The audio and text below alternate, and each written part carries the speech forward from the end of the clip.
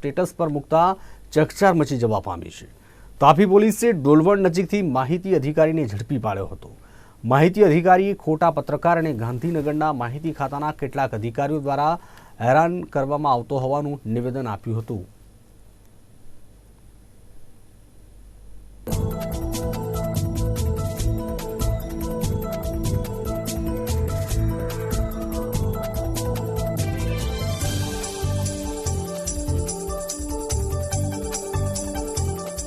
પણ છેલ્લા 9 મહિનાથી મને મેન્ટલી ટોર્ચર કરવામાં આવ્યો છે। અહીંયા એક બાજુ જે લીડ ઇલેક્ટ્રોનિક મીડિયા છે એને માન સન્માન મળતું નથી અને લીડ પ્રિન્ટ મીડિયા છે એને માન સન્માન મળતું નથી, અને જેઓ પેપર નથી છાપતા અને પ્રિન્ટર ગેરકાયદેસર ચલાવે છે અને જેઓ બીજેપી મીડિયા કન્વીનરનું પદ લઈને ફરે છે, જેઓ બાર ક્રિમિનલ કેસ ચલાવે છે, ઓન પેપર છે, એવા લોકો મારા વિરુદ્ધ અરજી કરે છે। એ ભદુરિયાભાઈ અને કમલેશ ગામિત, જેઓ ખોટું સીએસ સર્ટિફિકેટ 17 લાખનું ધરાવે છે, ખોટું પ્રિન્ટર ધરાવે છે, ટીસી નંબર પર 3 વર્ષ ચલાવે છે।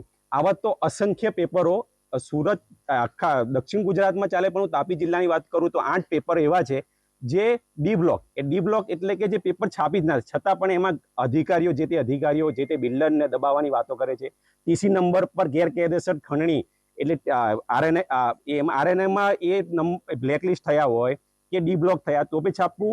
અને અહીં એક સંગઠન જે સાચા પત્રકારનું સંગઠન, તેઓએ આવેદનપત્ર આપ્યું હતું, એના પછી આપણે એને રિમૂવ પણ કર્યા હતા, પણ એ લોકો ખોટી અણસમજ ના કરે મારા પર 25 કરોડનો માનહાનિ કેસ કરવો, મારા વિરુદ્ધ અરજી કરવી, મારી ગાડીનો પીછો કરવો, મને મારી નાખવાની ધમકી આપવી, જે 12 ક્રિમિનલ કેસ ધરાવે છે, 3 ક્રિમિનલ કેસ ધરાવે એવા પત્રકારો 2,000માં 3,000માં આઈ કાર્ડ લઈ આવે છે।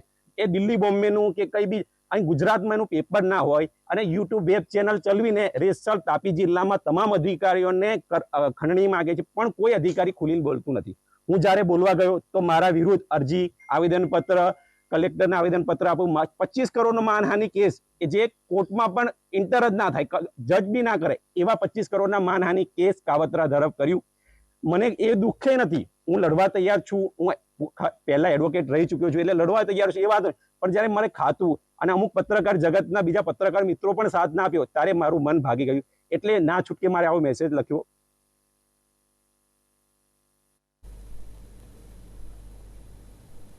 આજે સમગ્ર વિશ્વ વૃક્ષોના અભાવે ગ્લોબલ વોર્મિંગનો સામનો કરી રહ્યું છે, ત્યારે સોનગઢ તાલુકાના ઉખલદા ગામે પર્યાવરણ પ્રેમી